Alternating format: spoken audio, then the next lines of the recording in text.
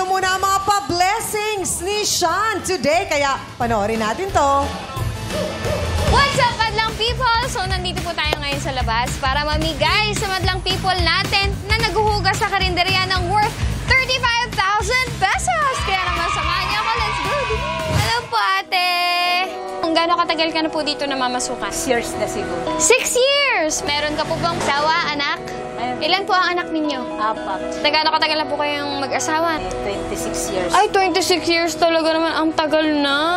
Ako po si Sean at mula po ako sa It's Showtime! May palaro po kami kanina at may premiere po kanina at kayo po ang napili namin na mabigyan at masharean ng blessings at ito po ay 9,000 pesos. Ate, ano pong nararamdaman niyo ngayon? Siyempre po, masaya.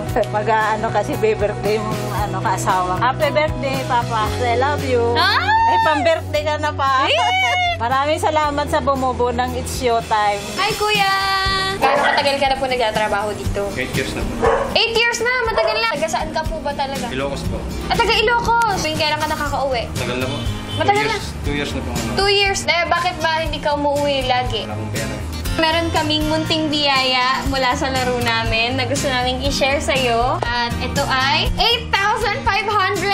Oh, kuya, para sa'yo yan. Wala yan sa It's Showtime. Maraming salamat po sa It's Showtime. Hello po, ate. Meron ka po bang pamilya, anak? Meron po. Isa lang anak. Eh, asawa niyo po? Wala, single mother po. Kamusta po yung isa yung anak?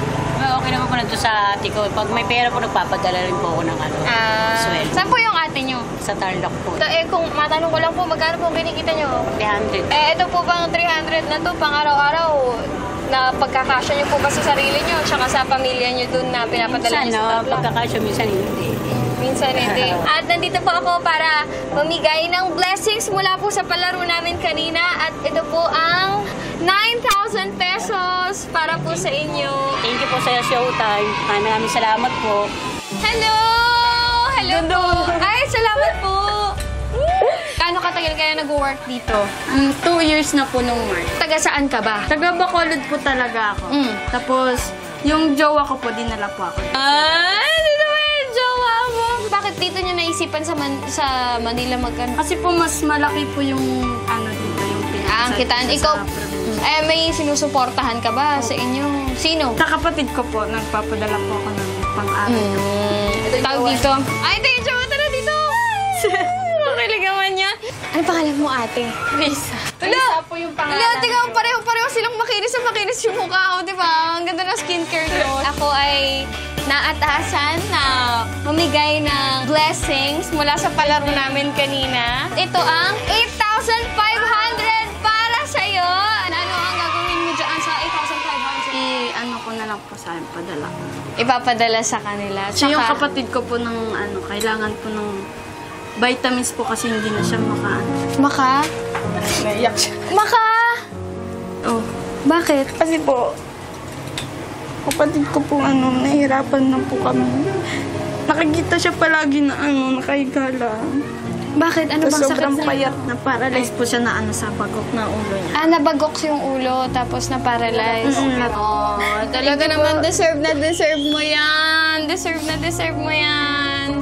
Thank you po sa It's Showtime. Malaking tulong po to sa akin po. Thank you po. Oh, thank you so much. Thank you so much. Thank you so much. Wow!